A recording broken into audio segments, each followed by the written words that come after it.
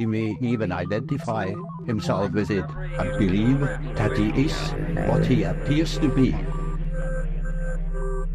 Welcome back to the NCE Study Guide podcast. I'm Glenn Osland, and over the next several episodes, I'll be sharing a series of listener essays that were originally submitted to another podcast that I co-created back in 2012 called Infants on Thrones. Now, that show began as a space for people exploring life after Mormonism. It's actually one of the main reasons why I went back to school to become a therapist. And over the years, listeners shared some incredibly thoughtful, vulnerable, and often funny reflections about their own journeys. So in this series, we'll revisit some of those essays as case studies for NCE prep and deeper reflection on the principles and process of therapy itself. Like all other modules in this podcast, I'm putting this together as part of my own continuing education, a way to keep learning, growing, and reinforcing key counseling concepts while sharing that process with you. So, settle in for what I like to call an AI puppet show, featuring a resurrected listener essay from Infants on Thrones, followed by some AI-assisted commentary from Notebook LM. And if you like this sort of thing and you want to hear more of it, come check out what I'm doing over at Infants on Thrones. Now, enjoy the show. Baby steps. After your faith has let you down. This is Infants on Thrones. I'm looking for the further light and knowledge Father promised to send me. Baby step, baby step. Look for the good in everyone. Welcome back to Infants on Thrones. I'm Glenn Osland, a licensed therapist and certified life coach. And over the 13-year history of this podcast, we've shared a lot of listener essays, stories, reflections, and deeply personal explorations from you, the audience. And I've decided it's time to bring some of those voices back to life, to dust them off and, well, resurrect them. We'll call it the morning of the first resurrection. After all, resurrection is really about healing, restoring the body, mind, and soul to their most pristine, integrated state. So I thought, what if we could use modern tools like ChatGPT and Notebook LM to create a kind of AI puppet show? A thoughtful, playful deep dive into the mental health layers underneath these listener essays. Now, I'm creating this series for two audiences, primarily. First, for students studying for the National Counselor exam to help you explore these stories as real-world case studies. And second, for anyone who's ever wrestled with similar experiences to help you see the psychological and emotional insights that might apply to your own life. So, it's my pleasure to share these resurrected essays with you, renewed, reimagined, and ready for reflection. All right? Are you ready? Hold on to your hats and glasses. This here's the wildest ride in the wilderness. 20 years ago, photojournalist Kevin Carter was sent by a South African newspaper to document the ongoing famine in Sudan. Overwhelmed by what he saw at a crowding feeding center, Carter took a stroll into the bush to calm his nerves. In the middle of a clearing, he came across an emaciated toddler, too weak to stand, struggling to crawl towards the feeding center. As he raised his camera to frame the scene, a vulture landed behind the little girl, hungrily awaiting her death. Carter reports waiting 20 minutes for the vulture to fly off before chasing it away and then sitting under a tree, smoking a cigarette and talking to God. He was awarded the Pulitzer Prize for his photo in May 1994, but died at his own hand 2 months later. His suicide note describes being haunted by the death and the suffering to which he'd been witness during his career. As a parent, I cannot allow myself to imagine my own child in Carter's frame. As I begin to flirt with doing so, my throat tightens painfully and I have to blink hard to keep my vision clear. What happened to that little girl is unknown, but the photo is immortalized as an icon of human suffering. To many atheists, pictures like this are conclusive proof of the non-existence of a loving God, a deity that permits innocent children to starve while simultaneously finding your car keys, allowing you to get home safely, and nourishing and strengthening your body day after day is clearly not worth believing in. This is a powerful emotional argument, except it fails logically. Christianity in general, and Mormonism in particular, handles the problem of evil really quite well. I shall list 10 solutions or theodicies. Number 1. opposition in all things. You have to taste the bitter so that you might know the sweet. Number 2, soul-making. Even the worst trials will give you experience and shall be for your good. Number 3, eternal time frame. Your adversity and affliction shall be but a small moment, and if you endure it well, you shall be exalted on a high. Number 4,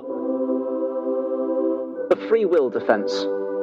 God permits your suffering from chains of events initiated by human choices. Number 5, divine hiddenness. God preserves your faith by strategically limiting his intervention. Number 6, the best of all possible worlds. The conditions of this world are tuned for a maximum number of souls to achieve salvation. Number 7, Deus ex machina. In the end, God will resolve all contradictions, injustices, and unknowns. Number 8, atonement. God sent Jesus to suffer to save you and succor you according to your infirmities. Number 9, darkness and light. Just as cold is the absence of heat, so all evil you perceive is but the absence of God's influence. And number 10, divine incomprehensibility. God works in mysterious ways which are not your ways. His thoughts are higher than your thoughts, and you should not lean unto your own understanding. The argument from divine incomprehensibility is a particularly interesting one because it makes it very difficult to prove the existence of gratuitous evil. That is to say, the existence of objectively pointless suffering, the sort with which a loving God could not logically coexist. The classic analogy is that of a chess grandmaster. If I were to observe a grandmaster in play, his strategy would certainly be beyond me. In this situation, it's very probable that he might make a move that seems, to me, gratuitous, say, allowing his queen to be taken, but which ultimately serves the greater good and leads to victory. This is fairly straightforward, but let us consider for a moment the perspective of the grandmaster's opponent. To an opponent of my own deplorable skill level, the unexpected gambit might appear gratuitously good, while the consequent checkmate is a crushing defeat. This twist of perspective opens up the door to a parallel line of thinking that I have found intriguing. That, while there is plenty of exploration of the problem of evil, we rarely, if ever, hear discussion of the problem of good. What if there is a God and his nature corresponds to what we would label evil? What if everything we perceive to be wrong with the world is in fact a direct fulfillment of the divine will? One might contend that a benevolent God permits evil in order to further his loving purposes, but why is that any more tenable than the conception of a malevolent deity who permits good to exist to further his sinister objectives? It is my contention that each of the theodicies I have mentioned has an evil twin, a goateed Vulcan doppelganger. Just flip the theodicy on its head, like that primary song in which a smile turned upside down becomes a frown. Thus, number 10, divine incomprehensibility. God's omniscience allows all events to maximize ultimate harm, even if his machinations are beyond your limited understanding. Number 9, darkness and light. Just as cold is the absence of heat, so all good you perceive is but the absence of God's influence. Number 8, atonement. God sent Jesus to suffer to damn you and increase your infirmities. Number 7,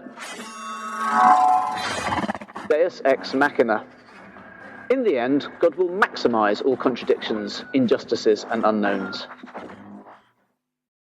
Number 6, the best of all possible worlds.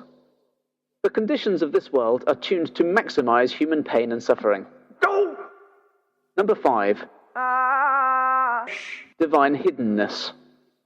God gives you false hope by strategically limiting his intervention. Number 4, the free will defense. God permits your well-being from chains of events initiated by human choices. Number 3, eternal time frame. Your joy and happiness shall be but a small moment compared to the infinite suffering in store for you in the hereafter. Number 2, soul-making. The most pleasant experiences of life increase the extent to which you can be broken. Number 1, opposition in all things. You have to taste the sweet so that you might know the bitter. So, all of these theodicies can be flipped by substituting good for evil and accordingly reflecting God's processes. Each attempt to reconcile the existence of evil in the world with a loving God can, at the same time, harmonize the presence of goodness in the world with a wicked God. Where does this leave us? Well, it becomes unreasonable to use any of these theodicies as a defense of God's loving nature. If they work with a nasty God as well as with a nice one, then they aren't helpful in informing us of his true nature and motives. I don't claim that the problem of evil has a diametrically opposed problem of good in all possible respects, but I'd be very interested to hear any response to the problem of evil that cannot be accordingly reflected. I think most people would very readily reject the possibility of an evil God, but in that case, I would ask, under what premises is an evil deity any less likely than a loving one? What does this mean for those who try to make sense of suffering in the world through the lens of theistic belief? If there is indeed true equilibrium between the two sides of the argument, can we use the epistemological voluntarism popularized by Terrell Givens and simply choose to believe in a good God? Other questions that arise include, what happens when we throw the concept of Satan into the mix? How might an evil God employ the concept of atonement and expiatory sacrifice? Under what conditions might a good God lie to mankind, and would it ever be possible to detect that lie? Finally, how do the Euthyphro dilemma and the moral argument for God handle the inversion of God's nature?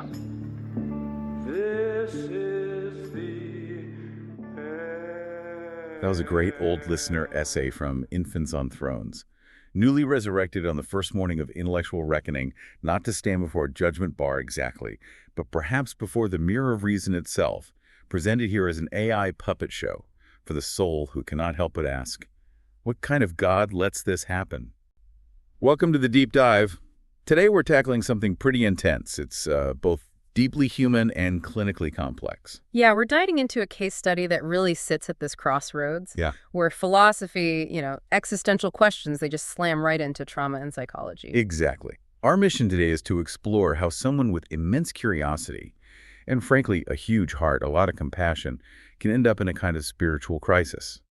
What happens when trying to understand suffering leads to what our sources call a meaning collapse. And this deep dive really has two aims. For you, the listener, maybe grappling with similar questions, we want to offer a relatable story, a way to see how these struggles play out in a real person. But also, for those of you who might be counseling students, maybe prepping for exams like the NCE, we're structuring this as a full case analysis, step by step. So we'll cover diagnosis, ethics, theory, interventions, the whole clinical picture. Precisely. It's a look at navigating this kind of moral, spiritual despair from the inside out and from the clinician's chair. Okay, let's get into it.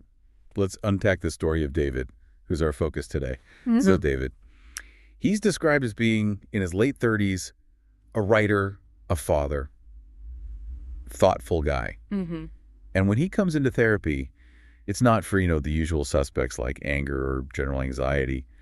He describes this profound moral fatigue. That's a powerful phrase, moral fatigue. Isn't it? Like a soul-deep exhaustion. He links it directly to trying to intellectually grapple with the sheer scale of global suffering, and his body just couldn't keep up. It sounds like he wasn't avoiding life itself, but maybe the emotional weight of life, the cost of empathy. Yeah.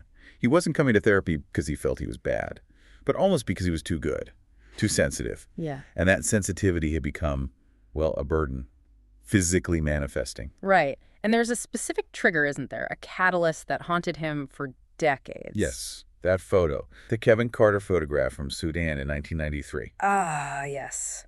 The image of the starving toddler and the vulture. That exact one. Deeply, deeply disturbing. It became this sort of central node for his entire crisis. You know, that photo raises so many ethical questions in photojournalism. It's pure helplessness captured. And for someone like David with that intense moral sensitivity, Becomes proof of something broken. or at least it forces the question, if this is possible, what does it fundamentally say about, well, everything, about the nature of existence? And the sources really emphasize the physical shock he still feels. He talks about imagining his own child in that photo. Oh, wow. And the reaction is immediate, physical. He describes this sharp, painful tightness in his throat. His vision blurs. He literally has to force himself to blink to break the image. So it's not an abstract thought exercise for him. It's visceral, a full-body confrontation with horror. Totally. And then there's the added layer of the photographer himself, Kevin Carter. Right, the tragic element there. Carter won the Pulitzer Prize for that photo. Fame, recognition for capturing this absolute horror. But less than a year later, he died by suicide. His note mentioned being haunted, talking to God, apparently. Yeah. And David seems to really identify with Carter's situation. That terrible conflict, being rewarded for documenting despair, but feeling powerless to intervene. That sense of haunted helplessness. Exactly. David feels it too. He sees himself as an observer of global cruelty, living in relative safety, and feels implicated. Guilty almost, just by witnessing it and surviving. Which leads him down this intense intellectual path, because the raw emotion is just too much to bear directly. It seems so. He tries to solve the problem of suffering, philosophically, theologically. Okay, so he starts compiling traditional arguments, defenses for why suffering exists. Yeah, and this is where we need to talk about theodicy.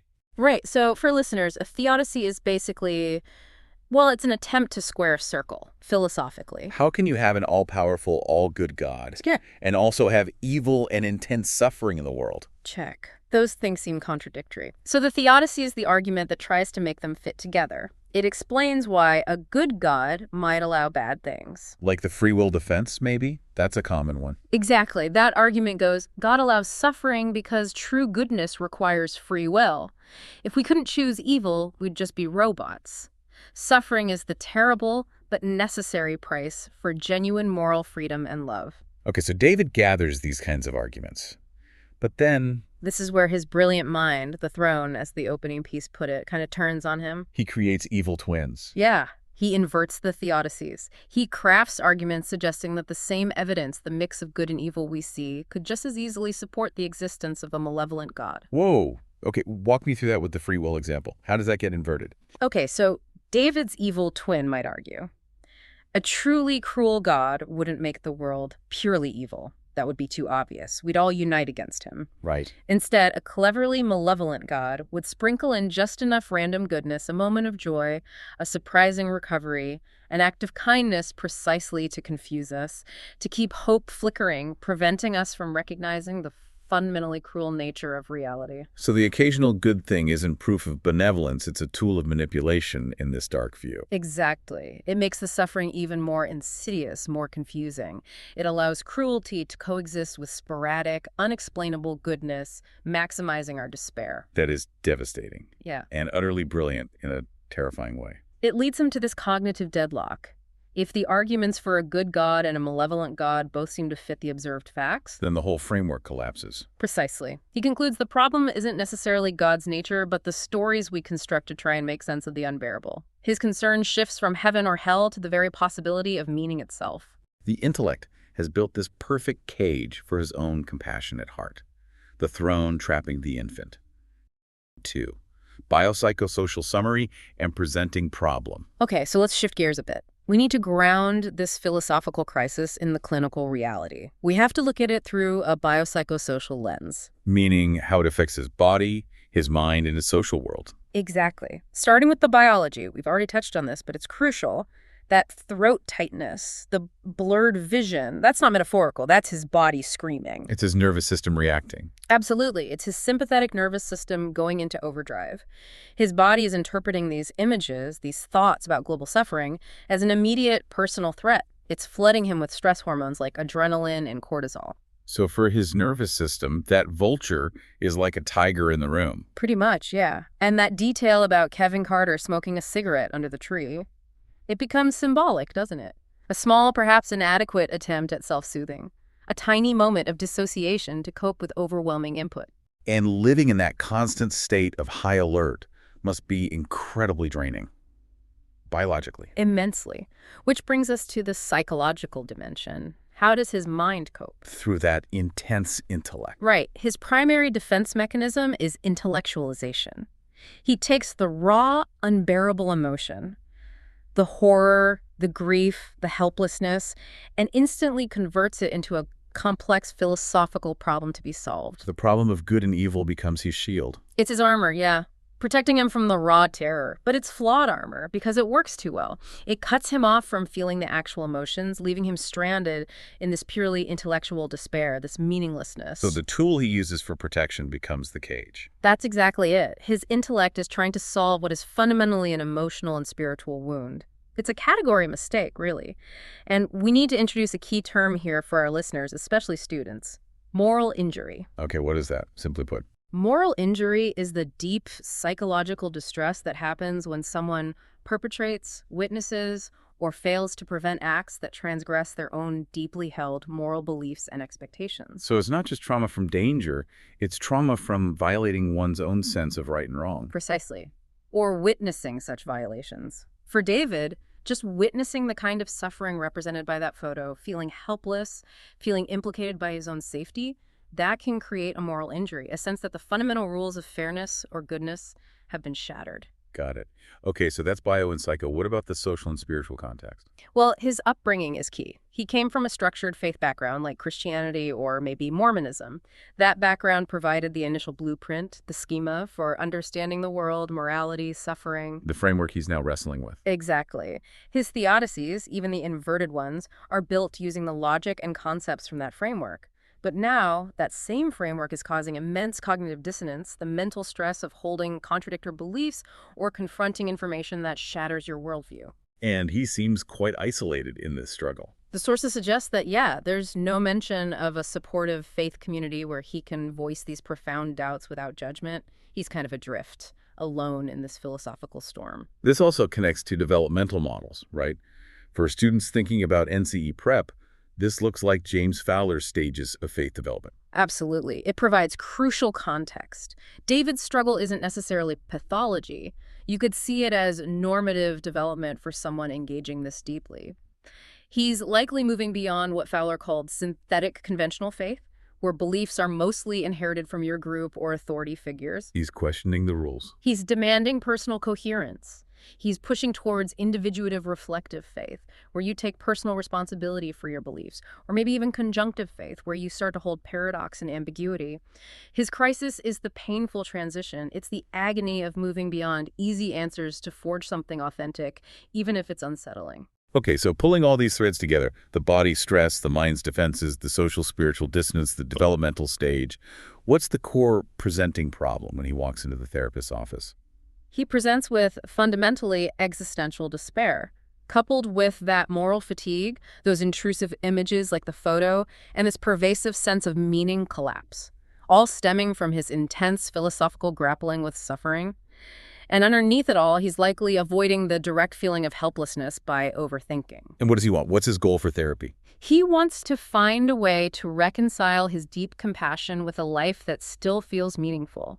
He wants to feel the world's pain because he can't not feel it, but without being completely destroyed by it. The core tension seems to be his empathy, his moral imagination has outrun his ability to emotionally cope, to regulate himself. That's a perfect way to put it. His capacity to feel the suffering is enormous, but his internal container for holding that feeling without shattering hasn't kept pace.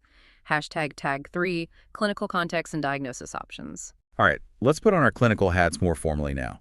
Before anything else, especially for students listening, we have to address the ethical considerations. Always start with ethics.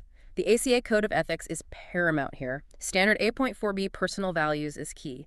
The counselor absolutely must remain neutral regarding David's spiritual beliefs or lack thereof. No trying to fix his faith or argue him back into belief. None.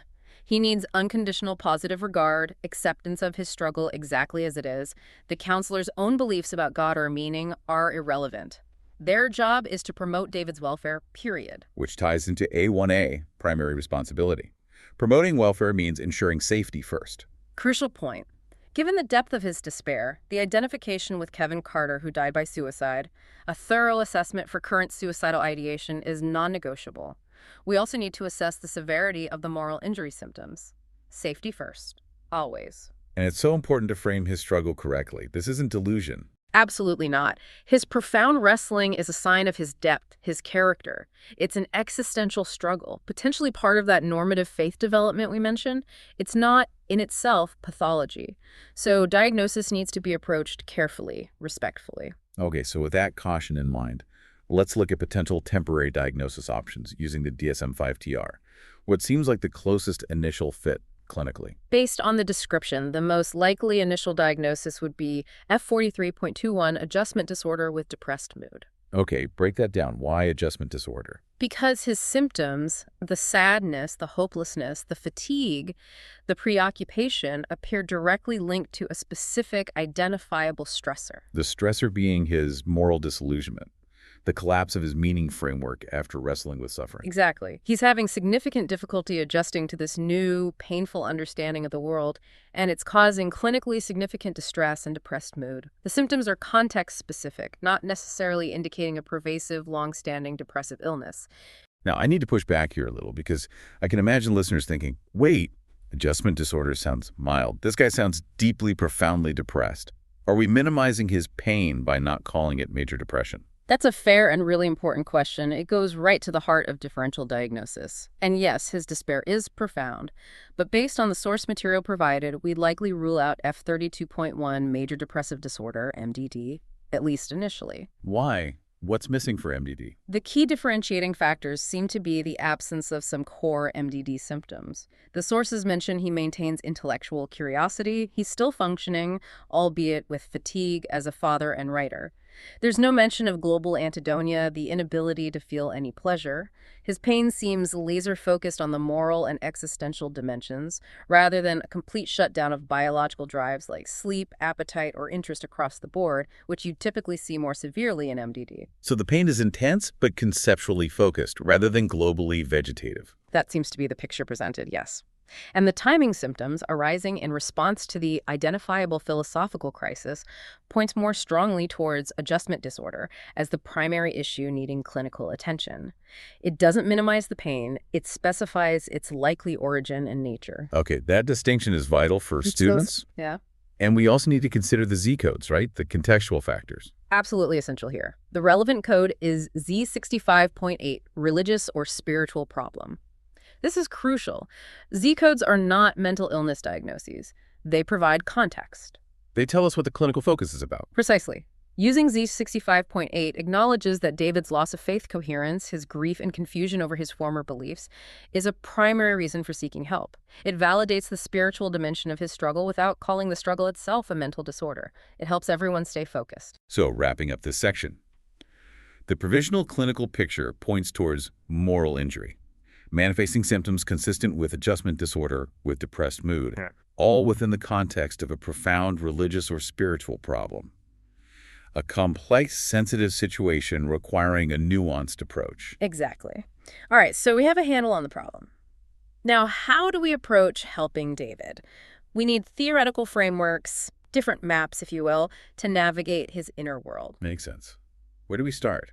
Given the nature of his crisis, existential therapy seems like an obvious first stop. It really has to be primary here. 1. Existential therapy.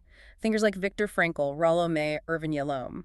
They deal directly with what Yalom calls the givens of existence. Death, freedom, isolation, meaninglessness, the big uncomfortable truths. Exactly. Frankl's background, surviving the Holocaust and developing logotherapy, therapy focused on meaning, is incredibly resonant here. He found meaning in the face of unimaginable suffering. He did. And an existential therapist like Yalom wouldn't see David's despair as sickness, but as an awakening. It's the sound of his authentic self bumping up against the hard realities of a universe that doesn't offer guaranteed meaning or fairness.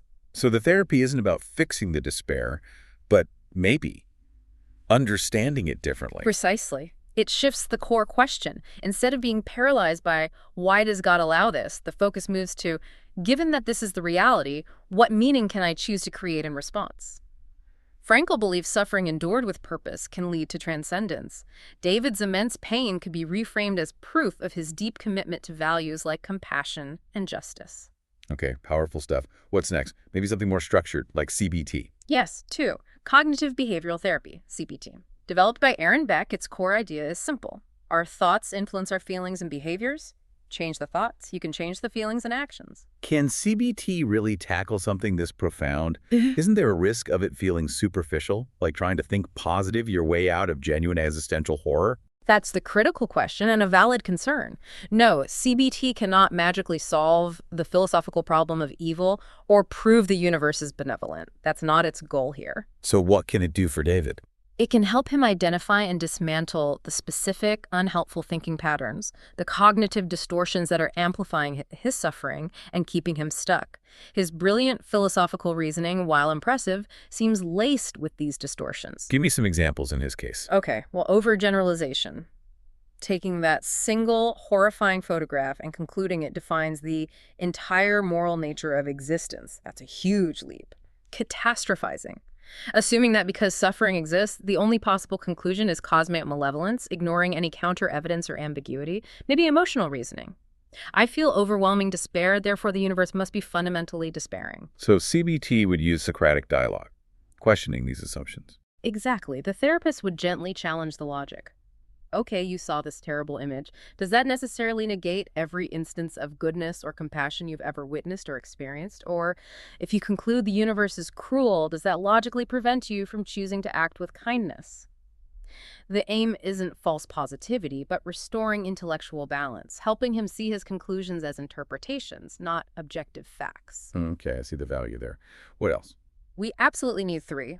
Person-centered therapy, PCT, Carl Rogers' approach. This one focuses heavily on the therapeutic relationship itself. Given David's intellectual defenses and perhaps deep self-judgment about his crisis of faith, this feels essential, the core conditions. Unconditional positive regard, empathy, and congruence. Excellent. Genuineness. Yes, David desperately needs a space where he doesn't feel judged for his doubt, his despair, his philosophical knots. So the relationship itself is healing. Rogers believes so. Providing genuine warmth and acceptance can counter David's likely harsh self-criticism.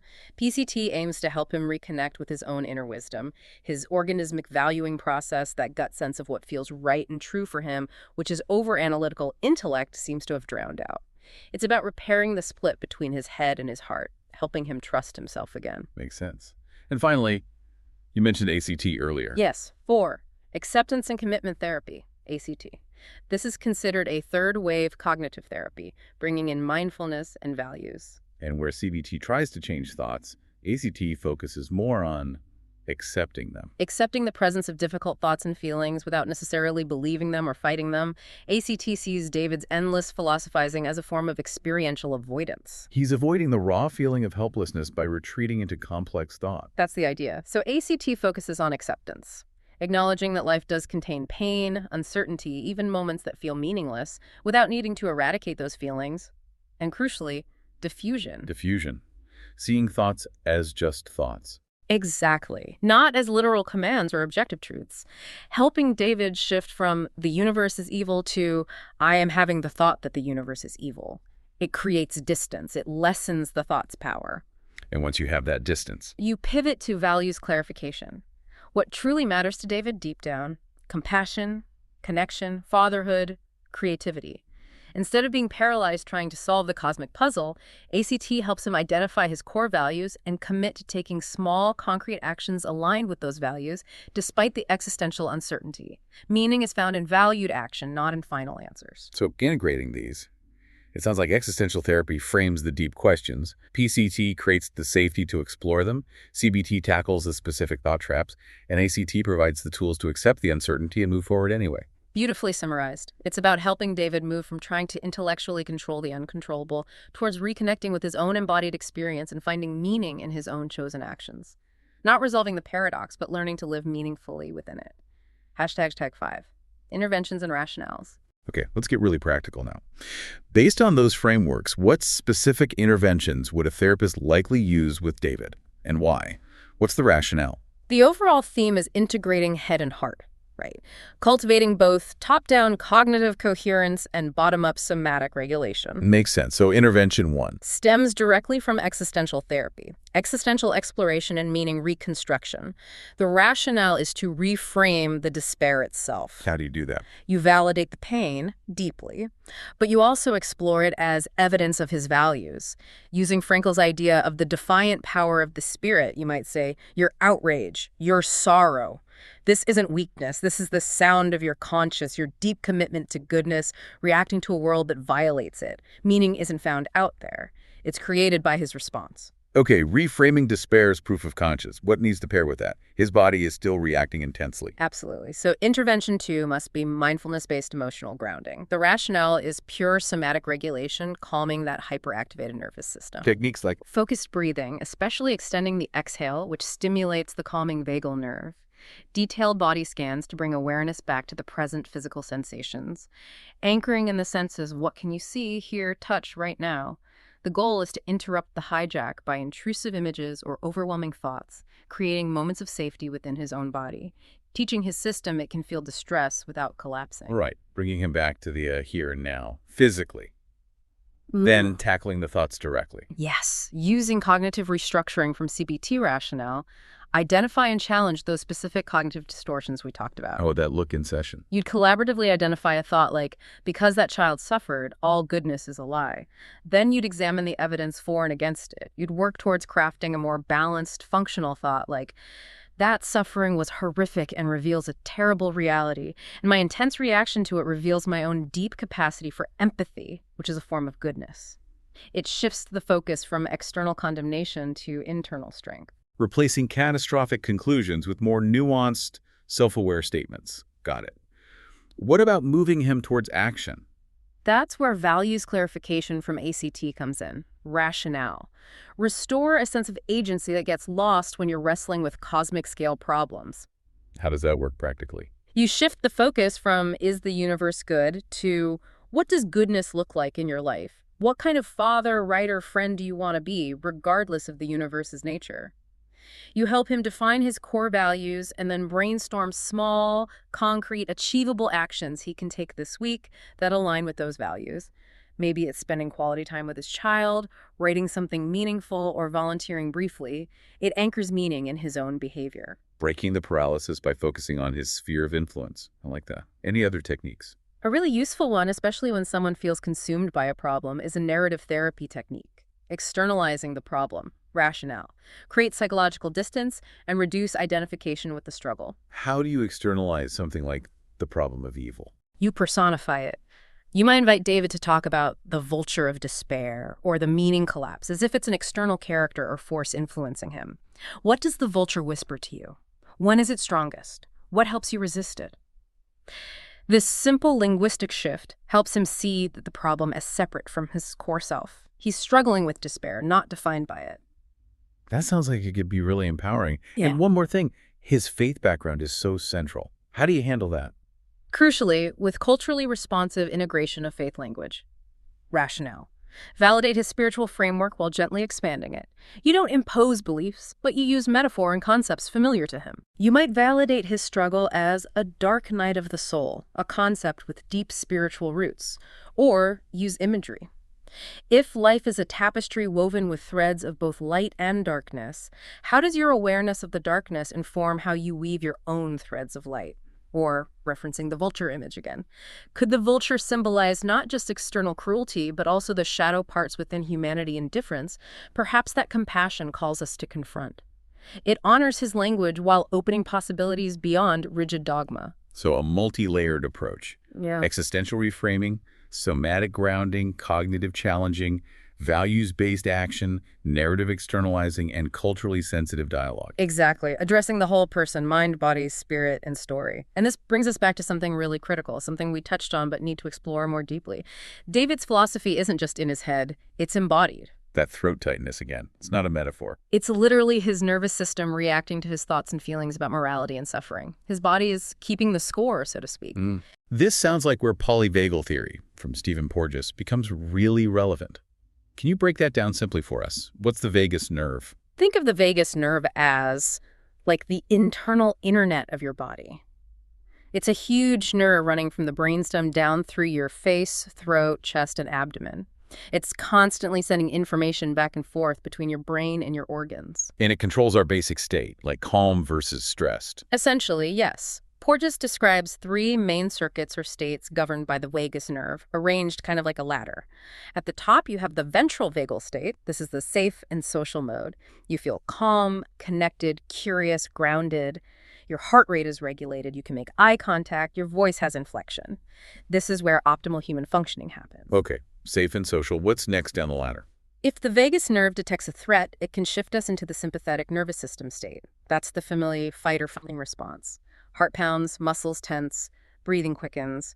You're mobilized for action, for survival. Right, stress response. And David seems to be living there a lot. But then there's another level. Yes. If the threat feels overwhelming, inescapable. If fight or flight seem impossible, the system can drop down into the oldest circuit, the dorsal vagal state. This is the freeze or shutdown response. Like an animal playing dead. Exactly. It's an immobilization response. Think fainting, dissociation, feeling numb, heavy, collapsed. Heart rate and breathing might slow dramatically. And importantly for David, this state often involves constriction in the throat and larynx area. Ah, the throat tightness. Precisely. When David visualizes the suffering child, feeling utterly helpless to intervene, his nervous system interprets that as inescapable threat. It bypasses fight-flight and drops into dorsal vagal shutdown. The throat constricts as part of that primitive immobilization defense. His physical feeling is the physiological signature of profound helplessness. Wow, so his body is literally enacting the feeling of being trapped by the horror he's witnessing or contemplating? That's the polyvagal perspective, yes, and it connects to neural mirroring, too. How so? Our brains have mirror neurons.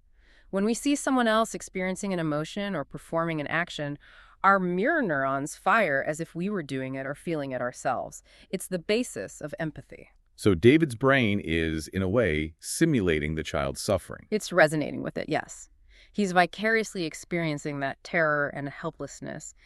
His highly sensitive system becomes this vessel for compassion, but because the threat, the suffering, is distant, abstract, and unresolvable by him personally, the empathetic response doesn't lead to helpful action. Instead, it just keeps triggering his own trauma response.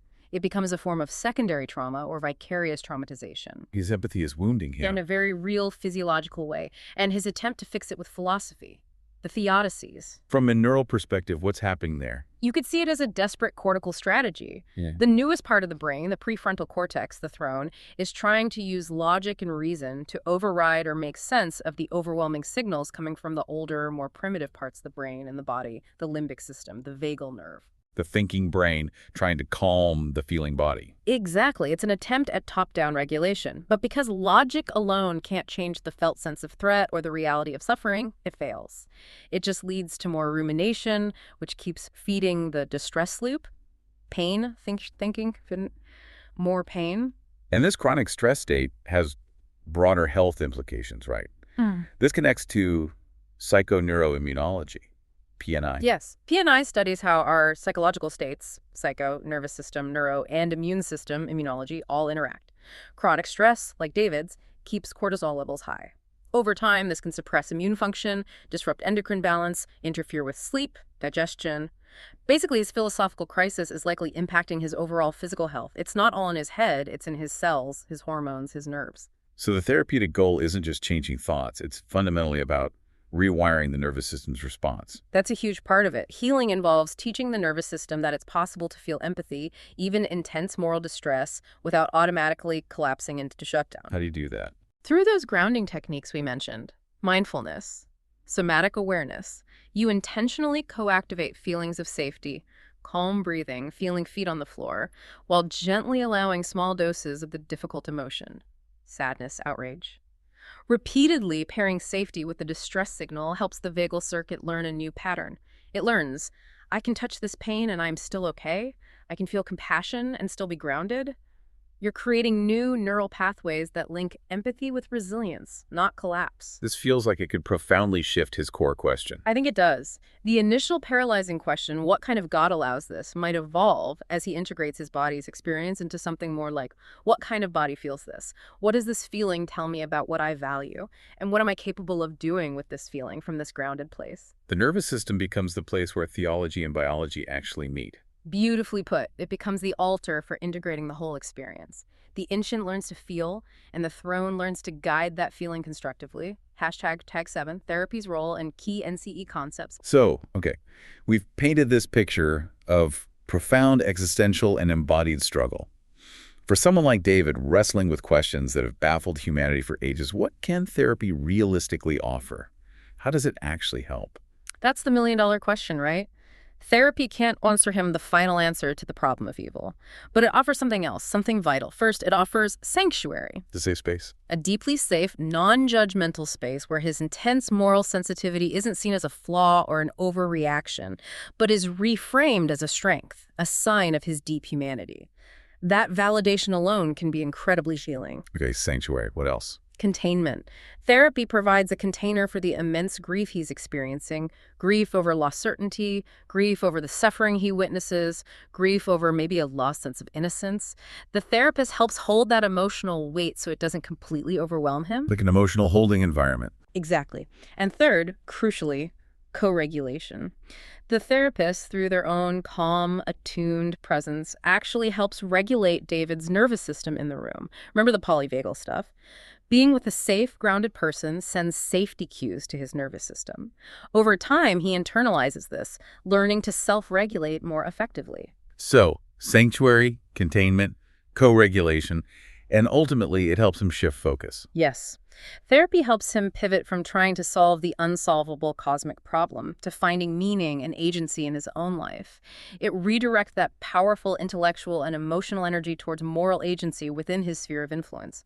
What good can I create today? How can I live my values? It brings the locus of control back to him in the present. Okay, that makes sense. So when should someone who may relates to David's deep thinking, his moral sensitivity, when should they consider seeking therapy? What's the line between healthy reflection and something needing support? It's a great question. Deep thinking about life's big questions is healthy, even necessary. Therapy becomes important when that reflection turns into paralysis. When thinking stops you from living. Exactly. When the rumination becomes a constant intrusive loop you can't escape. When it leads to significant functional impairment, difficulty working, connecting with loved ones, taking care of yourself. When it breeds chronic cynicism, isolation, or a loss of your own sense of identity beyond the philosophical struggle. And the physical signs, too. Definitely. That persistent somatic distress, we talked about the throat tightness, chest pain, chronic fatigue, sleep disruption linked to the moral or existential thoughts. If your empathy consistently hurts more than it helps, if your compassion leads primarily to burnout and despair rather than connection or action, that's a sign that professional support could be really beneficial to restore balance. Seek therapy when reflection becomes rumination and empathy becomes paralyzing pain. Got it. Now, for our student listeners, let's quickly recap the key NCE concepts we've woven through this deep dive, just to crystallize them. Good idea. We definitely hit moral injury hard, understanding that distress from witnessed or perpetrated acts violating core beliefs, often found in NCE materials around trauma, like Module 3.12. Right. And the importance of differential diagnosis, Module 13, specifically distinguishing David's presentation, likely adjustment disorder, from major depressive disorder by looking closely at the symptom profile and onset. Absolutely. We emphasized using spiritual or religious problems, Z codes, like Z65.8, often in Module 1.2.31 or similar, to frame the context without pathologizing the spiritual struggle itself. We applied cognitive distortions, Module 33 from CBT, showing how things like overgeneralization fueled his despair. And we explored multiple theoretical applications. Existential therapy, Module 1.5.18, focusing on meaning. person-centered therapy emphasizing the therapeutic alliance, Module 2.5, and ACT processes, Module 1.5.24, like diffusion and values-based action. Plus, the whole discussion was underpinned by a trauma-informed care perspective, particularly incorporating polyvagal theory to understand the somatic embodied nature of his crisis. Exactly. And just as a practical note for students or clinicians wanting to dig deeper, the kinds of recommended resources touching on these themes would include Viktor Frankl's Man's Search for Meaning, A classic. Irvin Yalom's Existential Psychotherapy, core ACT texts like those by Stephen Hayes, definitely the current ACA Code of Ethics for the ethical grounding, and something accessible on polyvagal theory like Porges's Pocket Guide. Great list. Helpful for continued study. #Tag8, Infants on Throne Summary. So, bringing it all together, David's journey, this intense, painful struggle, it really does embody that opening metaphor, doesn't it? The infants on thrones. It feels like a perfect description, the throne being. The throne is that magnificent, complex human brain, the prefrontal cortex, capable of abstract thought, deep analysis, building intricate philosophical systems like David's Theodicies, but also capable of creating traps for itself, getting lost in its own constructs. And the infant. The infant is the core self, the emerging consciousness, that raw, vulnerable, deeply feeling part of us that holds our moral compass, our capacity for empathy, our longing for meaning and connection. And when that infant consciousness first truly sees the profound contradictions of the world, the immense love and the immense cruelty existing side by side, like the starving child and the vulture, it triggers this profound developmental crisis. The infant, perched on this powerful throne of intellect, doesn't yet know how to wield that power without being overwhelmed or self-destructing. It's trying to make sense of the senseless, using tools it hasn't fully mastered. So David's suffering, his philosophical despair, it's not a failure. From this perspective, no. It's a necessary, albeit agonizing, part of growth. It's like the mind's adolescence, messy, painful, full of questioning on the path towards a more integrated wisdom. His relentless questioning, even leading to collapse, actually dignifies the human spirit's deep need for coherence, for compassion. It's a milestone in the evolution of consciousness. The healing path then isn't about finding the right answer to the cosmic questions. No, I don't think so. It's about integration. It's about harmonizing the brilliant analytical mind, the throne, with the deeply feeling, morally sensitive body and heart, the infant. Teaching the nervous system it can hold both the pain and the safety. Teaching the self how to use the power of thought constructively, guided by embodied values. Exactly. Helping the infant learn to skillfully operate the throne, using its power for connection and meaningful action, rather than getting lost in its abstract labyrinths. And maybe that's what it means for all of us to be infants on thrones. Yeah. And with that, the AI Puppet Show endeth. Hiroshiko onegai shimasu. Thank you for listening to Infants on Thrones. 1, 2, 3. Be in orbit.